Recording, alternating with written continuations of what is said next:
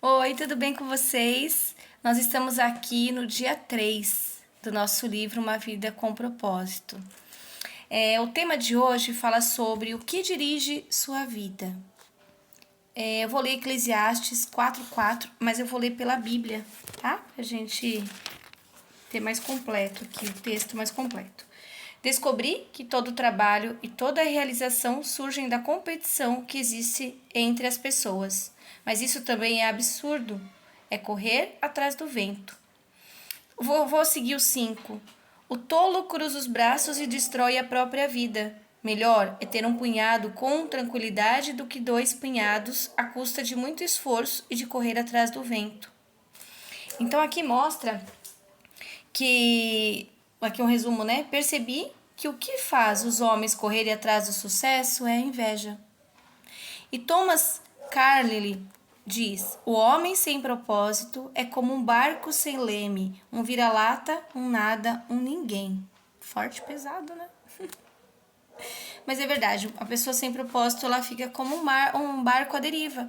Você já viram um barco perdido no meio do oceano? Não tem direção, não sabe, né? Não sabe para onde ir, o que rumo tomar. E nós somos assim sem Deus. Nós ficamos perdidos. A gente só levanta, faz a nossa higiene, vai trabalhar, almoça, trabalha de novo, chega em casa, toma banho, janta, dorme. E assim se torna um ciclo. Né? Ciclo de um dia, 2, 3, 4, um mês, 2 meses, 3 meses, 1 ano, 2 anos, 3 anos, e a gente só viveu à deriva, só seguindo o fluxo, como falam, né? Sem uma direção, sem um propósito. A vida de todo indivíduo é dirigida por algo. A maioria dos dicionários define o verbo dirigir como guiar, controlar, direcionar. Que força motriz dirige sua vida? Qual é o engajamento da sua vida? Qual é o que te motiva? O que leva você a seguir adiante? Tem algo, uma força que te leva. Por exemplo, tem pessoas que a conquista de algo material, são os filhos, realização pessoal, algo dirige sua vida. E qual é a força? O que você está colocando como força motriz? Força para impulsionar a sua vida. Muitos são dirigidos pela culpa. Algumas pessoas passam a vida inteira fugindo do remorso e ocultando a vergonha.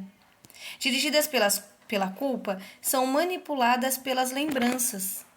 Permite que o passado controle o futuro e, frequentemente, punem a si mesma, sabotando o próprio sucesso. Em Gênesis 4:12 diz: quando Caim pecou, sua culpa afastou-o da presença de Deus, que disse: você será um fugitivo errante pelo mundo. Então, a culpa vai fazer você sempre fugir de situações, fugir de propósitos, fugir de algo que você tem que posicionar, por conta até da culpa. E a maioria das pessoas vive dessa maneira, andar pela vida sem um propósito. Somos produto do nosso passado, mas não precisamos ser prisioneiros dele. O propósito de Deus não é restringido, por nosso passado. Ele tornou um assassino chamado Moisés num líder e um covarde chamado Gideão num corajoso herói. E ele também pode fazer coisas maravilhosas com o restante da sua vida. Deus é especialista em dar às pessoas um novo começo. A Bíblia diz em Salmos 32:1: como é feliz o homem que tem suas desobediências perdoadas e seus pecados cobertos. Né? Então, quando a gente se posiciona, até tirando essa culpa, né? Porque a gente tem culpas do passado, né? Os medos também que travam a nossa caminhada, né? E atrasam o nosso propósito. E Deus perdoa, né? Todos esses medos, esses pecados, essas culpas que nós temos, Deus perdoa e Ele dá a oportunidade de começarmos de novo. Muitas pessoas também são dirigidas pelo ressentimento e raiva. Algumas pessoas apegam-se a mágoas sem jamais superá-las. Em vez de aliviar a dor por meio do perdão, revivem-a continuamente em pensamento. Quando dirigidos pelo ressentimento, calam-se, interiorizam uma raiva, enquanto outras se irritam e agridem outros. Ambas as reações são nocivas e inúteis. Todas essas coisas, elas atrasam o processo do propósito, tá? Em Jó 5:2 diz: ficar desgostoso e amargurado é loucura, é falta de juízo que leva à morte. Não a morte física. Quando a gente fala morte, na Bíblia existe a morte física, claro, mas a gente fala da morte espiritual, né? O que é a morte espiritual? O afastamento de Deus, né? Nós com Deus. Outro tópico: muitos são dirigidos pelo medo. O medo eu acho que é o pior de todos. Seus temores provavelmente resultam de experiências traumáticas, expectativas fantasiosas, frustradas, né? Do crescimento num lar extremamente severo ou mesmo de predisposição genética, independente do que tenha causado tal situação. As pessoas dirigidas pelo medo perdem grandes oportunidades por terem medo de correr risco. Em vez disso, comportam-se de maneira cautelosa, sempre na retaguarda, evitando arriscar-se e tentando manter o status. O medo é o encarceramento voluntário que o impede de se tornar o que Deus pretende que você seja. Né? Nós temos que agir contra isso e a gente tem que usar a fé e o amor para isso, tá? São duas armas, fé e amor, para nos livrar do medo. Na Bíblia diz, em 1 João 4,18, no amor não há espaço para o medo. O amor amadurecido expulsa o medo. Considerando que o medo causa uma vida vacilante cheia de temores, medo da morte, medo do julgamento, podemos dizer que quem tem medo não está completamente aperfeiçoado no amor. Outro tópico: muitos são dirigidos pelo materialismo. O desejo de adquirir é o único objetivo na vida da pessoa. O impulso é sempre querer mais, né? É uma visão equivocada que a gente tem, na verdade, de quem tem mais vive mais feliz, vive melhor, né? E quem tem menos vive pior. Tem uma frase que eu escuto muito e falo muito também: o pouco com Deus é mais. Se a gente tem pouco e nós temos paz, valeu. Do que a gente ter muito e não ter paz, né? Não ter paz de espírito, não dormir direito, preocupações, né? Medo até de assalto, de roubo. Tem pessoas que têm tantas coisas, mas têm medo. Então, o que vale tudo isso que tem? Não é verdade? Os bens materiais, eles trazem uma felicidade temporária. Até por falar em felicidade, eu sempre busquei saber, né, a diferença entre felicidade e alegria. Até que eu tive uma resposta. Felicidade parece que é a mesma coisa que alegria, mas não é. A felicidade, ela é temporária. Por exemplo, eu ganhei um presente. Ganhei um vaso lindo de cristal. Eu fiquei feliz. Então, eu fico feliz quando eu coloco minha flor no vaso, quando eu coloco o vaso na mesa, quando eu olho o vaso, quando alguém elogia o vaso, estou feliz. Esse vaso quebrou. Acabou minha felicidade. Entende? Então, a felicidade, ela tem um tempo. A alegria é por exemplo, eu tirar uma foto com as flores no vaso. Então, aquele vaso lindo, maravilhoso, eu tive ele por um tempo, ele quebrou. Mas eu permaneço feliz, porque eu olho a foto, me recordo dele com alegria. Entende? Então, tem uma diferença. A felicidade, ela começa e termina. A alegria, ela começa e ela não termina. Então, alegrai-nos no Senhor. Então, a alegria é uma coisa que não acaba. Então, a gente vai estar sempre inesgotável, vai estar sempre alegre, né? Diferente da felicidade que é momentânea. Aqui, nosso valor não é determinado por posses. Deus deixa claro que as coisas mais valiosas da vida não são os bens materiais. A coisa mais valiosa na nossa vida é o nosso coração. Onde nós estamos com o nosso coração, né? A verdadeira segurança só pode ser encontrada naquilo que jamais pode ser tomado de você, o seu relacionamento com Deus. E outro tópico, né? Muitos são dirigidos pela necessidade de aprovação. Algumas pessoas permitem que as expectativas alheias de filhos, de pais, de cônjuge, no serviço, né? O patrão, professor. Então, as pessoas acham que isso controla a nossa vida, né? Muitos adultos tentam ganhar aprovação, mas nunca vão estar satisfeitos, porque nós acabamos errando, e aí vem um elogio hoje, amanhã uma reprovação. Então, aí o que acontece? A felicidade acaba, né? Então, não é assim que a gente tem que pensar. Não conheço todas as chaves do sucesso, mas uma chave para o fracasso é tentar satisfazer a todos. Ser controlado pela opinião dos outros é uma forma segura de jamais atingir propósito em Deus para sua vida. Nós, como seres humanos, a gente tem uma tendência a esperar algo em troca ou algo do outro, né? A gente tem isso, né, na nossa vida. Mas a gente tem que trabalhar muito para que a gente não espere a opinião dos outros.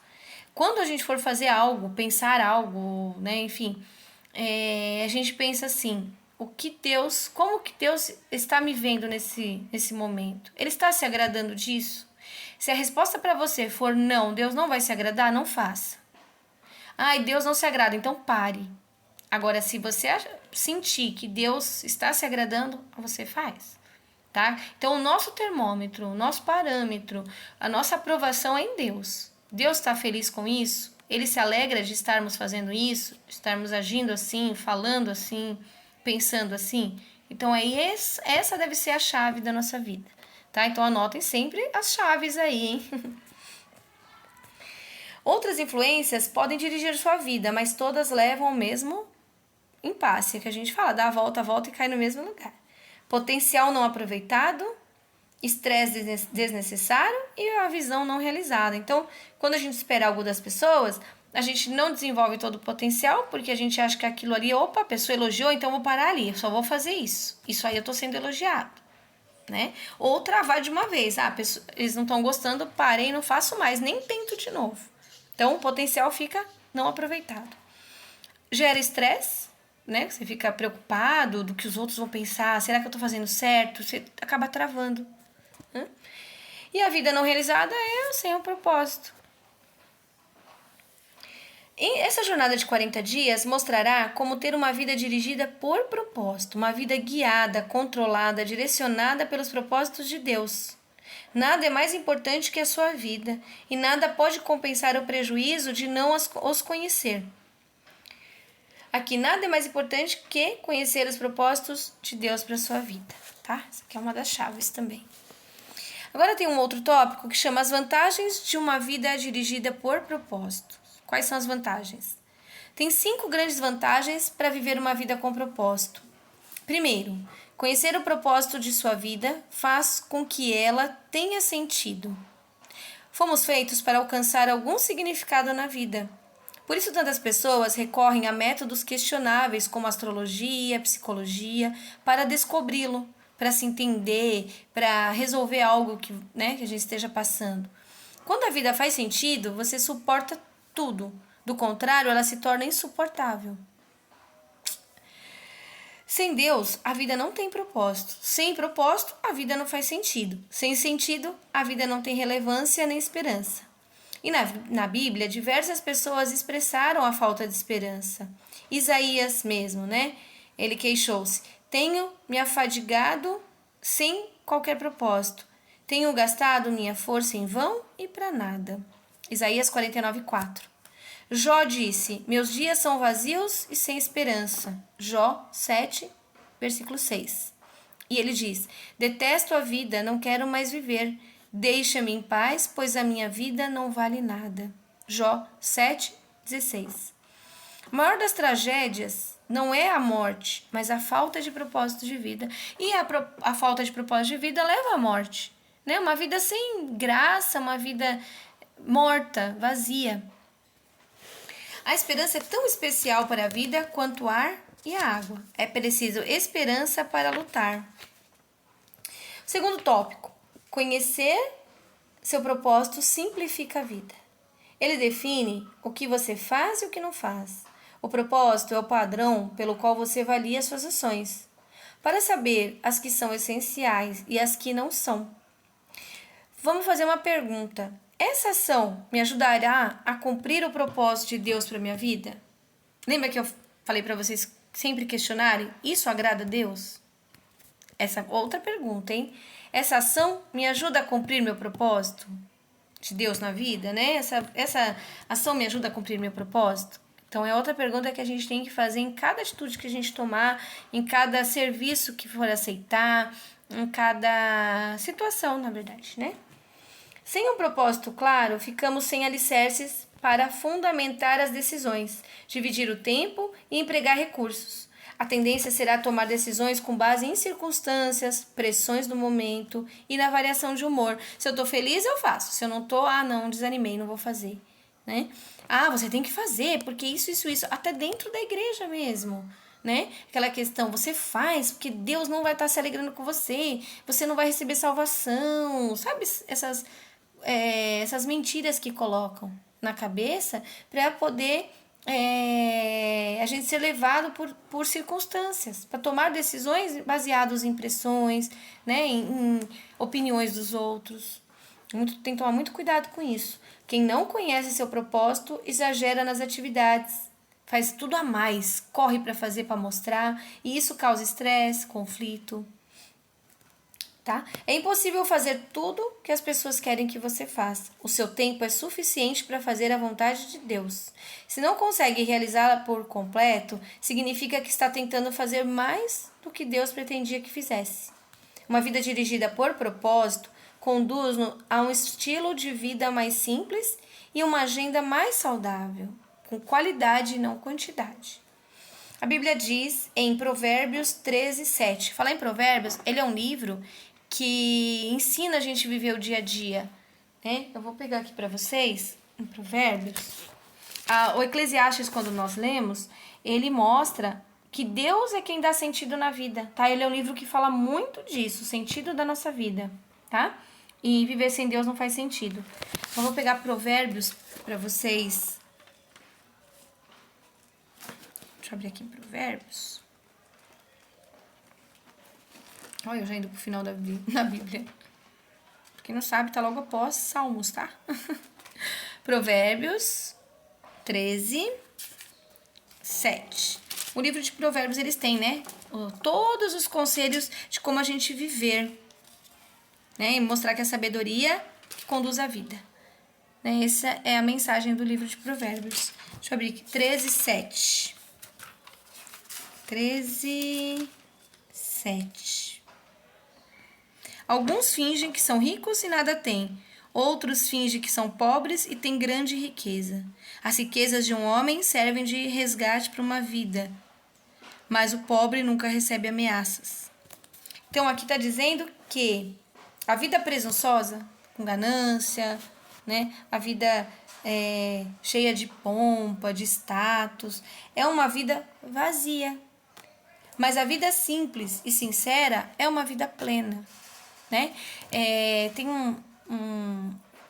uma questão que o meu pai sempre falou, né? E ele teve uma sabedoria para falar isso e ele não é cristão, né? Para você ver que a sabedoria, Deus dá sabedoria para as pessoas, né? Independente da religião que ela está. Sabedoria é dada por Deus mesmo.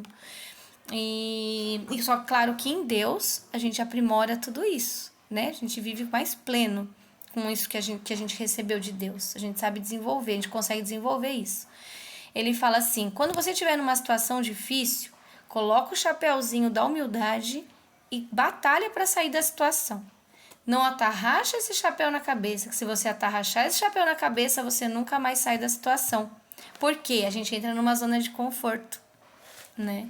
Então, é pertinente a gente pensar sobre isso e o quanto é importante a gente não assumir eu sou pobre, eu não consigo, não sou capaz, não sou digno. Claro, a gente tem que ter esse sentimento de não ser digno para nós podermos estar ali, nos humilhar e deixar que o Senhor comande nossa vida. Toda vez que a gente fala eu consigo, eu faço, eu sei, eu vou, a gente deixa Deus de lado, porque a gente já consegue, para que Deus vai fazer? Né? O importante é que eu sei fazer, eu sei fazer, mas eu não vou fazer, vou deixar Deus direcionar. Eu consigo, não, eu sei que eu consigo, mas vou deixar Deus conduzir. Então sempre a gente ter esse hábito de colocar Deus para fazer por nós, para ficar o fardo mais leve, uma vida mais leve e plena. Bom? E isso traz a paz de espírito. Em Isaías 26 fala: Tu, ó Senhor, dás paz e prosperidade às pessoas que têm uma fé firme. Crer que o Senhor vai fazer, que o Senhor vai direcionar. Essa é a fé firme. para as pessoas que confiam em ti. Confiou no Senhor, teve a fé firme ali, a vida fica mais leve. O jugo é suave, né? O fardo é leve, como diz a canção. Outro ponto, conhecer seu propósito ajuda a estabelecer prioridades. Isso faz com que os esforços e energias se concentrem no que é importante. Você se torna eficiente ao ser seletivo. Faz parte da natureza humana distrair-se com assuntos de menor importância. Fazemos da nossa vida um jogo. A capacidade de concentração pode ser verificada na luz. Na Bíblia diz em Efésios 5,17: não se descuidem, tentem entender o que o Senhor quer de vocês. Às vezes a gente pensa assim, dessa vez vai ser diferente. Ah, mas eu vou tentar porque essa vez vai ser diferente. Mas isso não resolve o problema, tá? Então a gente acaba ficando fora de foco e propósito. Sem um propósito definido, você ficará mudando de rumo, de emprego, de relacionamento, de igreja, na esperança de que cada mudança seja definida ou preencha um vazio do coração, né? Então, a gente tem que tomar cuidado com isso também. Colocar prioridades, seguir, cuidado com as distrações. Essas distrações tiram a gente de um propósito, do caminho. Aí o que acontece? A gente acaba atrasando o propósito. Porque quando a gente sai do caminho, pra gente voltar, a gente tá numa estrada, a gente erra o caminho. O que a gente tem que fazer? Às vezes não tem um retorno lá na frente. E se tiver um retorno, talvez seja longo o retorno para voltar para a estrada novamente, né? Porque a gente entrou num desvio. Então, ou a gente vai ter que voltar muito, ou ir por um outro lado. Então, para retornar para aquele destino. Então, o importante é que a gente preste atenção para seguir aquele caminho, aquele propósito. Porque depois acaba atrasando, a gente tem que voltar para poder entrar de novo no caminho. Seu segredo era uma vida direcionada. Ele disse: estou concentrando minhas energias unicamente nisso, esquecer o que já passou e avançar para o que está à minha frente. Filipenses 3:13.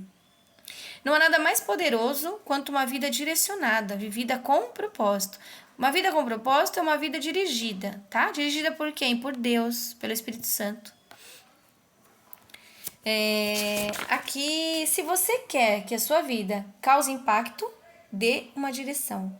Pare de andar em círculos, pare de tentar fazer tudo. Faça menos. Elimine até mesmo boas atividades da sua vida. Concentre-se apenas no que for importante. Jamais confunda atividade com produtividade. Você pode estar ocupado sem ter propósito, mas para quê?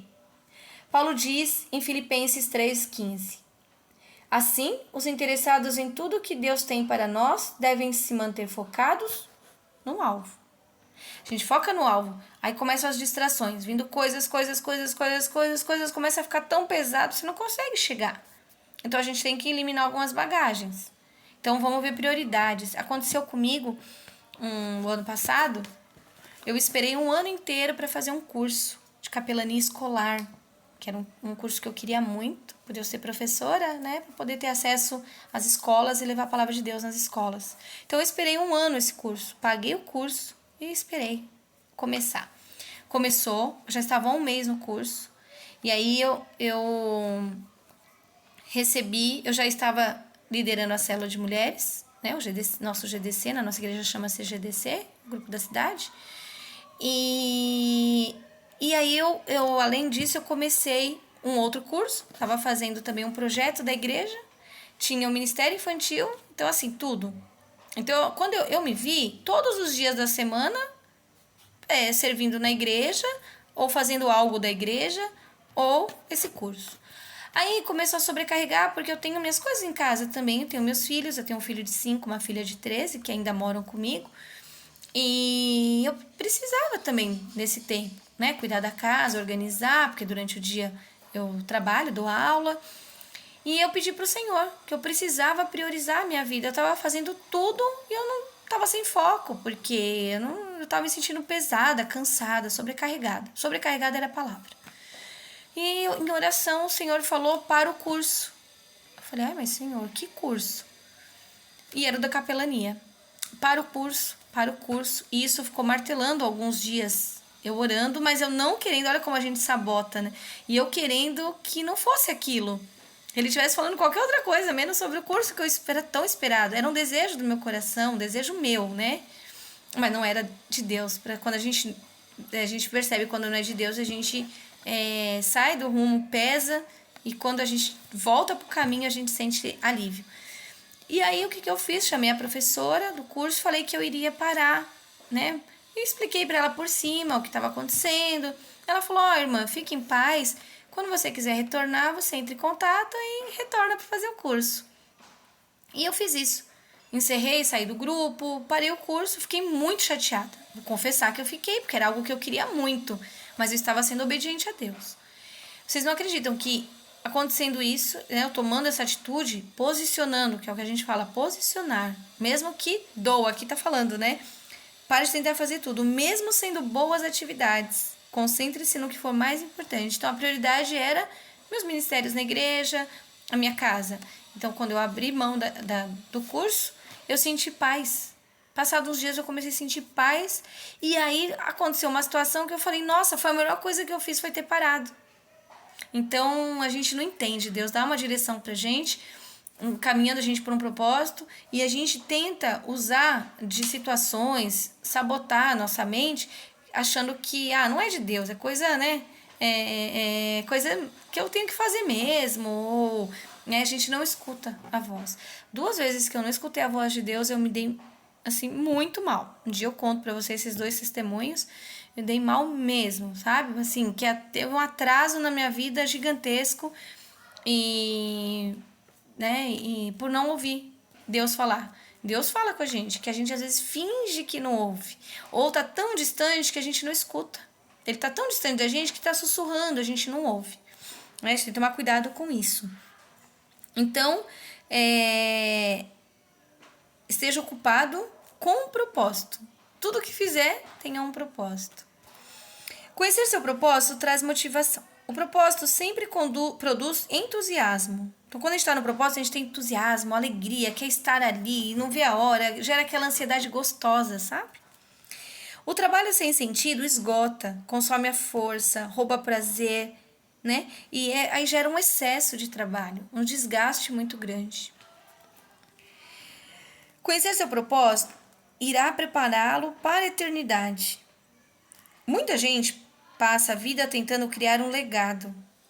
Tais pessoas querem ser lembradas depois que partirem. Eu vou fazer isso para mostrar para os outros, para deixar para os outros. A gente não tem que viver assim, né?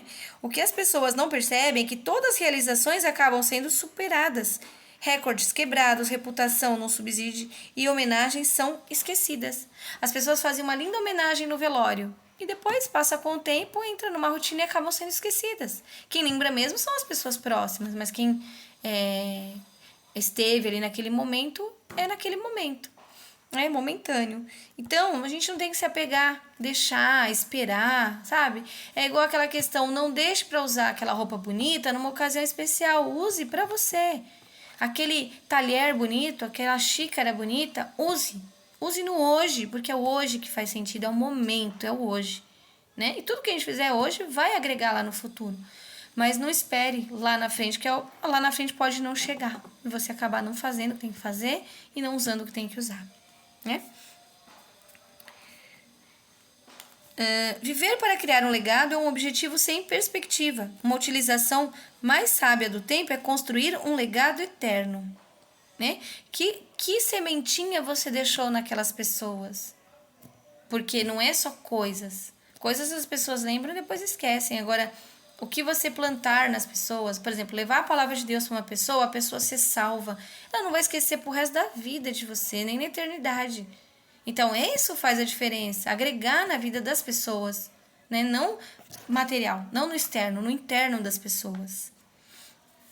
Né? E as nossas atitudes, que as pessoas querem copiar as atitudes legais, é isso que vai permanecer. Felizmente, Deus quer que passemos no teste, por isso nos deu as perguntas antecipadamente. Na Bíblia fala, cada um de nós comparecerá diante do tribunal de Deus, Sim, cada um de nós terá de prestar contas de si mesmos para Deus. Romanos 14, 10. Então, ele deixa as perguntas, né? 2 perguntas fundamentais. O que você fez com o meu filho Jesus Cristo? Isso está na Bíblia. Em João 14, 6. O que você fez com o meu filho? O que você fez com o presente que Deus te deu com Jesus? O que você fez com ele? Outro, né? Deus não irá perguntar sobre formação religiosa, visão doutrinária, que igreja você frequentava, nada disso. O que mais vai importar é, você aceitou o que Jesus fez por você? Você aceitou a morte dele em cruz para salvar você, para livrar dos seus pecados? Você aprendeu a amá-lo e confiar nele? Jesus diz, eu sou o caminho, a verdade e a vida. Ninguém vem ao Pai a não ser por mim. Não tem outro caminho para chegar a Deus a não ser por Jesus. Tá? João 14, 6. Segunda pergunta. O que você fez com o que eu lhe dei? Que pergunta forte. O que você fez com a sua vida? As dádivas que o Senhor deu, os talentos que Ele deu, as oportunidades, a energia, os relacionamentos, os recursos, enfim, tudo o que Deus deu a você. O que você fez? Gastou-os com você mesmo ou fez uso deles para os propósitos que Deus tinha para você? Preparo-lhe para essas 2 perguntas. É o objetivo desse livro, tá? Essas 2 perguntas. A primeira vai determinar onde você passará a eternidade. O que você fez com o meu filho, né? Você aceitou o que Jesus fez por você? Você aceitou já Jesus na sua vida? Se você não aceitou Jesus na sua vida ainda, me chama no privado, a gente vai conversar sobre isso, tá? E essa pergunta, essa decisão, essa postura, nesse momento de você aceitar Jesus, vai determinar onde você vai passar a sua eternidade com Deus, tá? Então me chame, não esqueçam, quem não aceitou Jesus ainda, não sabe como fazer isso, tem vontade de fazer isso, tocou o coração de fazer, me chama no privado, tá? Eu vou orar com vocês e a gente vai conversar um pouquinho. A segunda pergunta é, o que você fará na eternidade? Pergunta 2, determina o que você fará na eternidade. Diante do o que você fez com o que eu lhe dei. O que você fez com tudo que deu? A gente tem talento, mas não usa porque, não, vou ficar mostrando o que eu sei. Eu não, depois eu tenho que ensinar. Depois eu tenho que, sabe? Sempre algo para fugir daquilo. Então a gente tem que usar tudo que nós temos para Deus. As dádivas que Ele dá. Ele você conseguiu comprar um carro através da ajuda de Deus. Deus te deu força para trabalhar, Deus te deu estratégia, te deu sabedoria, te deu discernimento, você conseguiu comprar seu carro. O que você está fazendo com esse carro? Curtindo com ele? Você poderia estar levando alguém para a igreja de carona, fornecer carona para os seus amigos, né? Tantas coisas que você poderia fazer com o seu carro. Quando Deus te dá um dom, o dom do ensino. O que eu estou fazendo, muitos de vocês podem fazer. Escolham um livro e comecem a ajudar outras pessoas a estudar o livro, né? Estudar a palavra de Deus, leve a palavra de Deus. O dom, às vezes, que Deus deu, do canto, por exemplo. A pessoa canta muito bem, Deus deu aquele dom para a pessoa, um talento para a pessoa. Então, o que ela está fazendo com isso? Está cantando músicas do mundão, né?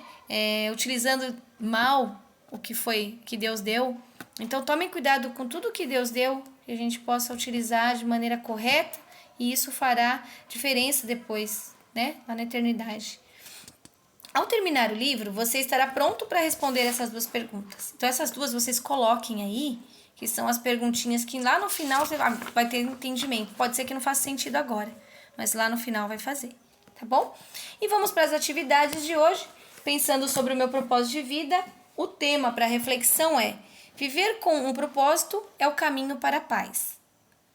O versículo, Isaías 26, 3. Tu, ó Senhor, dás paz e prosperidade às pessoas que têm uma fé firme, às pessoas que confiam em Ti. Então, esse é o versículo para a gente memorizar, né, no dia de hoje. E a perguntinha: na opinião da minha família, dos meus amigos, o que dirige minha vida? E qual eu desejo que seja? qual a direção que eu desejo para minha vida? Tá? Respondo essa pergunta. E hoje a gente encerra o dia 3 e até amanhã, no dia 4. Estejam preparados para amanhã. E eu quero que vocês me contem se tá fazendo sentido, né? Até hoje. Tem gente que faz sentido logo no primeiro dia, tem gente que faz no segundo, no terceiro. Se já fez sentido algo para você, me manda no privado. E não esqueçam de me mandar, se você não aceitou Jesus, você me chama pra gente conversar, tá bom? Fique com Deus e até amanhã.